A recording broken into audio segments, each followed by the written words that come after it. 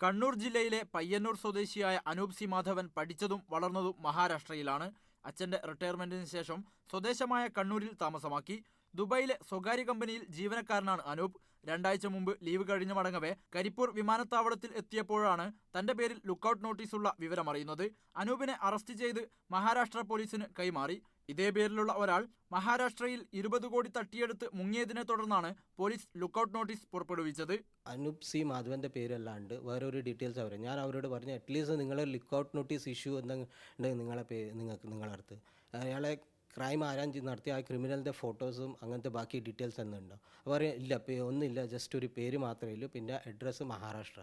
Maharashtra police എത്തി അനൂപിനെ മുംബൈയിലേക്ക് കൊണ്ടുപോയി. താൻ കുറ്റവാളിയാണെന്ന് തെളിയിക്കാൻ പോലീസിന്റെ കയ്യിൽ തെളിവൊന്നും ഉണ്ടായിരുന്നില്ല. നിരപരാധിയാണെന്ന് ചൂണ്ടിക്കാട്ടി അനൂപ് നൽകിയ തെളിവുകൾ പോലീസിന് സ്വീകാര്യവുമായില്ല. ഒടുവിൽ കേസിലെ സാക്ഷികളെത്തി അനൂപല്ല ലുക്കൌട്ട് നോട്ടീസിലുള്ളയാളെന്ന് തിരിച്ചറിഞ്ഞതോടെയാണ് വിട്ടയച്ചത്. 23-ന് ഷാർജയിലേക്ക് ടിക്കറ്റ് എടുത്ത അനൂപിന് വീണ്ടും ഇതേ അനുഭവമുണ്ടായി. മറാഠിയിലുള്ള വെരിഫിക്കേഷൻ സ്വീകാര്യമല്ലെന്നായിരുന്നു എമിഗ്രേഷൻ അധികൃതരുടെ വാദം. അവസാനം എമിഗ്രേഷൻ ഉദ്യോഗസ്ഥർ മുംബൈ പോലീസുമായി ബന്ധപ്പെട്ട ശേഷമാണ് യാത്ര തുടരാനായത്. Haris Arikkulam, media 1, Dubai.